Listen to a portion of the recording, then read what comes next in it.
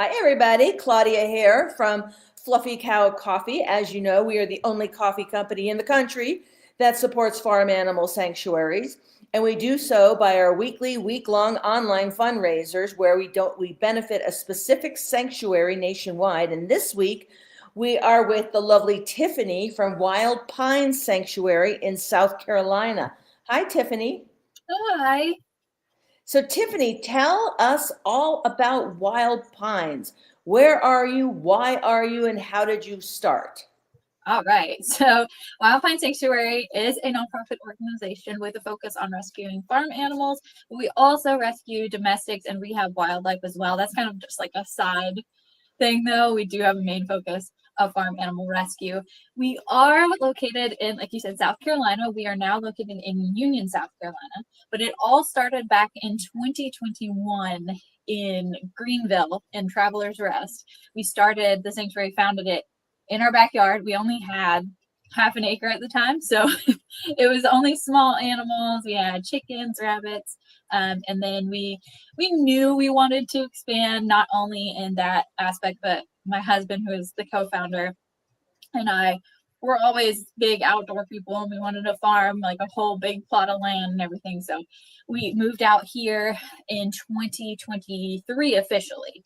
And it's been amazing ever since. But I've been into rescue personally since I can remember. Like, I was the kid that was, it's like a classic story, right? Kid picking up animals that they just find in the yard and nursing them back to health. And like, I think every single one of my animals has been a rescue. Stray dogs, stray cats, that situation. So I've just always been into it, and I found out about farm sanctuaries. I found out about, veganism and just that whole industry, and I just developed over time. I found that, got really into that about 10 years ago. So that's when I kind of knew I wanted to save animals, all kinds of animals. And now, how big is your property where you're currently located? Yeah, so right now we are on just over 100 acres. I think it's about 110 acres. Wow. And Yeah. of that acreage, how much of that acreage has been infrastructure wise put together for the animals? Yeah, when we purchased the property, I like to say it was raw land. We Uh-huh. had there was nothing but two pole barns on this land because they were managing it for hay. Now it was like, I'll say, I think it's a little less than 50% pasture land and the rest is forested. But that's what they did. They managed it for hay and used the pole barns for storage. So we enclosed one of those pole barns and made it into like our aviary. So we have like a lot of our birds and ducks and everybody in there. But that was it when we first got here. Right now we have probably about, I'd say, close to 10 acres that are fenced in, that have barns or run-ins that we've made. Nothing too huge, because we've been working on this, just the two of us for the past 2 years off of nothing. So Sure. just building barn by barn. We did just fundraise for fencing in another 10 of the pasture acres, and we're currently working on that. So soon we'll have about a total of 20-25 acres dedicated for the animals, and we want to keep growing in that sense. We don't have full plans to make the entire property for the farm rescue, because we do have a passion for wildlife as well. So anything forested is going to remain that way. We're going to preserve those areas, and we've even been planting more trees because it's too much pasture. So Okay. that's what we've been working on. That's awesome. So is the plan to fence all the pasture minus the forested for the purposes of farm animal sanctuary? Not all of it. So my husband and I also vegetable and flower farm. So we do use a portion of the pasture for that specifically, Okay. but a good portion, I'd say, of the 50% of pasture that we have, Yeah. at least 50 of it will go to animals, and like we'll see how the rest pans out. But right now, I think it's hard to explain, but it's sectioned out, and we have one pasture right now dedicated for garden stuff, and That's one great. pasture that we're building the animal infrastructure and stuff on. So we'll just allocate it as time goes on, but we're looking to grow all of it. And at some point, I mean, it doesn't sound like it sounds like at some point in the not too distant future, the more you grow, the more help you're going to need. Right. Like you and your husband can't do that all by yourself. So the bigger your wild pine sanctuary will grow, which will need, volunteer help and Mhm. more help. Yeah, correct. So now how many animals, how many residents do you currently have at the sanctuary, and what are the species? So we currently have just over 70 residents. Wow. We have, let's see, we have ducks, chickens, bunnies, dogs and cats, of course. We have a calf right now, mini horse, mini donkey, mini mules. Um, the list is just going on. Goats. We have goats. Yeah. Turkey. Yeah. I think I might have covered everything. Okay. All right. Now, of of those residents, it sounds like the vast majority are probably birds or the smaller species, Mhm. Yeah, right? definitely. We have a good bit of the chickens and ducks and the rabbits. We have 11, 12 rabbits Yes. and more in fowl. And when you say, so you have dogs and cats Yes. as well. Now, of all the animals, are they all in sanctuary or are some in rescue, meaning you will rehome them to an appropriate adopter? Yeah, that's a great question. So we want to always focus on sanctuary. I hate to say every animal that comes through our doors is in sanctuary because they are at some point. But for instance, we have two dogs right now. They were rescued actually by us 3 years ago. They've been here a long time because we don't have a great network for adoption anyway, especially in our location. Uh-huh. That's a whole thing in itself. But they do not mesh well with the environment here. They are very prey driven, and we work with a lot of traumatized animals. And yes, there's training. We're aware of that. We've trained our dogs. We've trained several animals. It's just their personalities and their own trauma that they've been through. Yeah, They just aren't. They're not okay here. I mean, we make do. We pay attention to them and they get their time, but they cannot mesh with the other half. Like they cannot be with our sanctuary crew. And if we sure. worked on a big case, like this past summer, we worked on a case where it was like a homestead gone wrong situation, where we couldn't simply take in all of the animals. So we usually just adopt out to, or we'll find other sanctuaries if we can. But if it Sure. were a case where we had a lot of animals, that's when we start looking for homes. But I always say, like, if we can house them here, they're staying here forever. And that's that, because I want them to live the perfect life here and be safe, because we are who we are. We have our mission, and you don't know what other homes are going to be like for them, of course. Sure. Of course. Okay, so tell me what your mission is. So our official mission is to, like I said earlier, put a focus on rescuing farm animals from several different situations, and that can range from slaughter-bound, cruelty cases, hoarding cases, etc., and to not only rescue and to educate. Mm-hmm. Education is a huge part of our mission. We want to show people that these creatures are sentient and they have personalities and they have lives just like we do. It's just in a different way.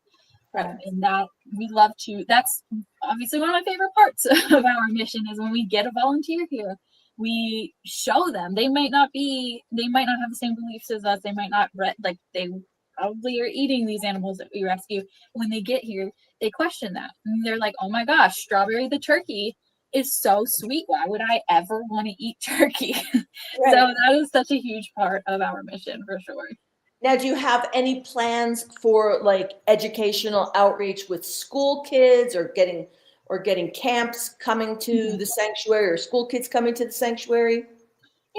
we've reached out to some of the local schools just for just tours, or depending on the age, the older, for volunteering and just to get to know what we do out here and stuff. We're kind of working on that. That's definitely a work in progress, but we haven't had anything happen yet, but it's in the works. Well, it sounds like you're pretty new of an organization. Yes. I mean, the organization itself might be 4 years old, but the fact you've been at this property only since 2023, Right. and you've rescued 70 animals. That's that's really a lot, and it's going to take time for the educational component of the mission to be programmed. Yes, for sure. Because it also takes, obviously, it takes a lot of time. It probably takes some volunteer help as well. Oh yeah. But it's such an important part of any mission, because you can't rescue yourself out of the problem. Right. You have to teach people not to kill animals or not to treat animals poorly. Right. Now, what was I going to? Oh shoot! What was I going to ask you? Do you have any? Talk to me about your wildlife piece. Like, what animals are they? All any wildlife, and how do you save wildlife? Yeah. So I really got into it, I guess, as a little kid. Because I was rescuing those birds that I found in whatever I found, and I actually, I guess, trying to make a long story short, when I was a teenager, my grandma had a tree cut down, and there was a nest of baby birds, and I couldn't find anybody to take them, because actually birds are federally protected, so not everybody, like, it's very specific. You have to be specifically license. I mean, there's specifics in every category, but it's harder to find a rehabber for birds. Long story short, I ended up rehabbing those birds. They were crows, and I loved them. They came back to me, and they would like pick bobby pins out of my hair and run away with them. And they were just the sweetest. They were a little too domesticated, but I was young, and it was a time. But that's probably what kind of first introduced me into wildlife rehab. And I kind of learned from there, and I was like, you know what, it's going to be one of my goals to get myself educated and licensed and certified. So once I moved to South Carolina, I looked into it, because it's a state by state thing. So when I finally got to my forever home, I was like, all right, I'm gonna work on it. I got educated. I went to all the like symposiums and everything, and I got trained in opossums, cottontails, squirrels, chipmunks, a lot of the basic animals, and I even know a little bit about some of the RVS species, so raccoons and foxes and coyotes, stuff like that. So I just don't do birds at this point. I do like to just put a focus on opossums, though. I kind of, put aside the other calls, or pass along the other calls to other wildlife rehabbers, because opossums are what I really feel comfortable with, what I'm prepared for. I have a lot of experience with them, and my heart is literally with opossums. I love them so much. We've actually had, over the years, we've had 3 non-releasable opossums. They live such a short life. It's just so sad, but I'm so glad to be able to give them the sanctuary that they need when they can't be released into the wild. And right now we have one in our care. You'll probably see her on our social media. Her name's Sweet Pea. She came to us with a completely shattered leg, and she had to go through like physical therapy, and we thought she was going to have to get it amputated, but she ended up, it kind of grew back all weird, and she just has a hard time climbing and stuff, and she's way too domesticated to be released, but she is the sweetest. I love them. I don't use them for education, though, so they'd have to have like a USDA permit to kind of go out into the public and do all of that. So they're kind of just another sanctuary animal. I keep the rehab on my side of things. Some of the volunteers help, depending if they have the training or not, and then it's me. It's a very small part of our sanctuary, so I do what I can, and I try not to overwhelm myself with too many different species. But I have a well-rounded education on the matter, but I try to focus on little opossums. That's unbelievable. This is a first for me. Yeah. For 2 years or 3 years, and this is a first of somebody focusing on opossums. And so now I have questions about opossums. Yeah, of course. About opossums. Why they have a short lifespan? What is a typical lifespan? So typical, I think, I just like to say, just general, like whether it be in the wild to in captivity, it's 2 to 3 years, usually on the 2 year. Wow. Yeah. But obviously, being in the wild, it is so much less. It's so much less. It's more like a year to a year and a half, 2 years. The ones we've had in our care for long term have only been no more than 2 years as well. It's just really, they just have they're the shortest lifespan. It's so sad because they are the sweetest little Well, creatures. what's the reason behind the short lifespan? That's just, I guess, the species has a short Yep. lifespan. Yep. Yep. Are they like everybody? Are they? Do all predators want to kill opossums? I wouldn't say that, but kind of. They're Wow. not like, I guess it's not like the cottontails of the world, but they are an easy target, like very easy target. Damn. Didn't Yeah. know any of this. Yeah. Any of this. It's like the saddest news. My God. Okay, this is a question. I have a question. Yeah. In your area, are you in a rural area? Oh, yes. Yes. That's what I figured.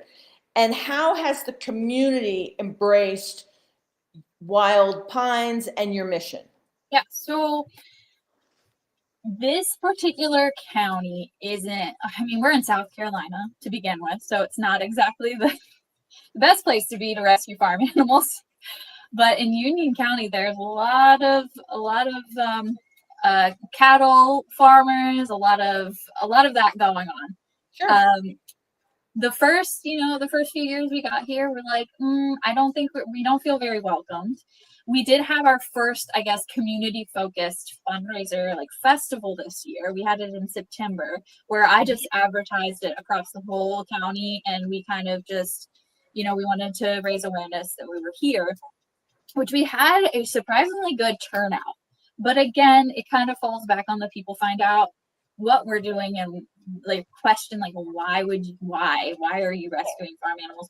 So I don't know if I could say that it's a supportive area, but there are some people here that really come out. Like the past couple of years, we've found some really good volunteers, but a lot of them travel from other areas in the state, like more I don't know how to say it, progressive, friendly. Yeah. Know. I also think it takes time to open minds. For sure. And you're probably a whole new experience for a lot. That is true. That's a good way to put it. So, give them the opportunity to get to know you, and hopefully you'll open some minds, and, hopefully you'll go to like the 4-H next year, or the year after, and, convert some, I don't want to say convert, but, educate people about, the sentiality, if that's a word, of animals. Right. Yeah. That's the plan. Yeah. So clearly, Tiffany, I could talk to you all day, but now we got to talk about the fundraiser. Yes. Okay. So just to remind your fan base, the fundraiser began Monday morning and it ends Sunday at midnight. And we donate $2.50 for every item sold on the website during the course of the week. Every item, not every order. And also plug for the coffee. Not only do we have a great mission, our coffee is fantastic. So if you drink coffee, buy. So we have 4.5 days to get the word out and spread the word and spread the love so we can raise a bunch of money for wild pine. So I can write you a big old check on Monday. So now, Tiffany, give me an idea of what kind of impact like a $300 donation would have. Yeah. Right now, there are two needs that it could possibly go to. We have outstanding vet bills. We've had a recent loss, so there's emergency vet bills with that. And then another part of it would go towards winter care. So with winter, we do have a higher food cost. We have, and unless people tend to donate towards that as well, it's not an exciting fundraiser. So that's one of those hidden costs that we have that don't get a lot of attention. So we're going to be seeing an increase in not only hay, which we have fundraised for, but the pellets for everybody, the straw to keep everybody warm, the wood chips to keep everybody warm. So that will keep everybody happy, bellies full, and keep them warm for the winter.